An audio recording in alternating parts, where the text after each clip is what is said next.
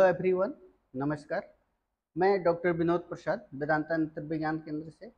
आज हम बात करेंगे ओकुलोप्लास्टी की। ओकुलोप्लास्टी एक बहुत ही महत्वपूर्ण ब्रांच है जो कि बहुत ही मिनिमली एक्सप्लोर्ड है। अपनी जानकारी की सुविधा के लिए आँख को हम दो भाग में बांट सकते हैं।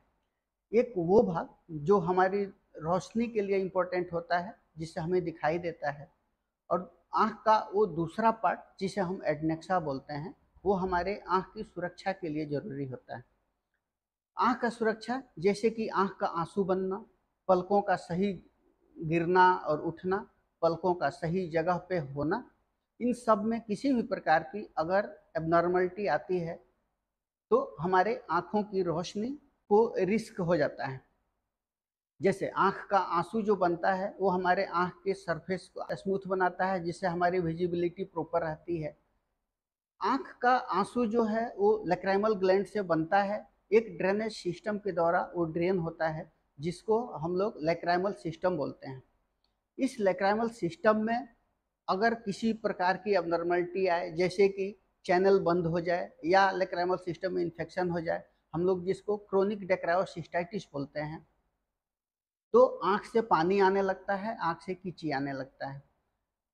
पलक का एबनॉर्मल मूवमेंट या एबनॉर्मल पोजीशन, जैसे कि पलक का नीचे झुका होना, जिससे कि हमारी आँखें छोटी बड़ी दिखती हैं। पलक पर किसी तरह का अगर मास हो जाता है, स्वेलिंग हो जाता है, तो हमारा पलक जो है नॉर्मल मूवमेंट नहीं होता है। आँख का पोजीशन जो है, आई बॉल का पोजीशन, या तो संकेन बहुत ज़्यादा डीप हो या बाहर की ओर बल्ज कर रहा हो, तो भी हमारा आँख जो है रोशनी को रिस्क हो जाता है, रोशनी बचाना मुश्किल हो जाता है। तो इन सब चीज़ों के लिए हम ओकुलोप्लास्टिक सर्जन की सहायता लेते हैं। आँख हमारे चेहरे की सुंदरता के लिए भी एक अहम रोल निभाता है। जैसे दोनों आँख का छोटा बड़ा दिखना, आँख से पानी आते रहना, आँख से कीची आते रहना, पलक में किसी तरह का सूजन हो गया है, पलक किस तरह एबनॉर्मल कलर का हो गया है, जैसे कि जेंथेलाज्मा में होता है, सर्किल डार्क सर्किल हो जाता है, तो इन सब चीज़ों के लिए भी हम ओकुलोप्लास्टिक सर्जन की सहायता लेते हैं। इन सभी बीमारियों के लिए हमें ओकुलोप्लास्टिक सर्जन की सहायता लेनी चाहिए, जिसमें सबसे कॉमन जो है वो क्रोनिक डेक्रायोसिस्टाइटिस बोलते हैं उसको हम पहले दवा से ठीक करना चाहते हैं। अगर दवा से सही नहीं होता है, तब हमें DCR सर्जरी की ज़रूरत पड़ती है। पलक अगर अपने नॉर्मल पोजीशन में नहीं है, पलक एक आँख की तुलना में दूसरे आँख में या दोनों आँख में पलक बहुत ज़्यादा नीचे पोजीशन पे हो सकता है। कभी-कभी इतना पलक नीचे रहता है पोजीशन में कि हमारे रोशनी को ऑब्स्ट्रक्ट करने लगता है। तो इसमें ओकुलोप्लास्टिक सर्जन ये टोसिस करेक्शन सर्जरी का एडवाइस देते हैं।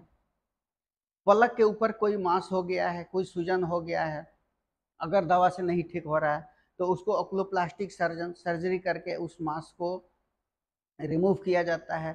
कभी-कभी जन्म से कुछ बच्चों में पलक में डिफेक्ट रहता है, पलक पूरी तरह बना हुआ नहीं होता है। ऐसी बीमारी के लिए भी ओकुलोप्लास्टिक सर्जन प्लास्टिक सर्जरी के द्वारा वो एबनॉर्मल पलक में जो डिफेक्ट है उसको करेक्ट किया जा सकता है, जो ओकुलोप्लास्टिक सर्जन करते हैं। आँख के आस-पास में बड़ा मांस हो जाता है, जैसे कि हम लोग डर्मोइड बोलते हैं, इससे संबंधित सर्जरी भी ओकुलोप्लास्टिक सर्जन ही करते हैं। अर्थात हमारे आँखों की रोशनी रिस्क में हो, डेंजर में हो, या आँखों के चलते अगर हमारे चेहरे की सुंदरता जा रही हो या चली गई हो, तो हमें तुरंत ओकुलोप्लास्टिक सर्जन से कंसल्ट करना चाहिए। इसका उपाय वही बताते हैं, वही इसका इलाज करते हैं। तो इससे संबंधित किसी भी तरह की अगर आपको समस्या होती है, तो आई सर्जन से मिलें, ओकुलोप्लास्टिक सर्जन से मिलें। धन्यवाद।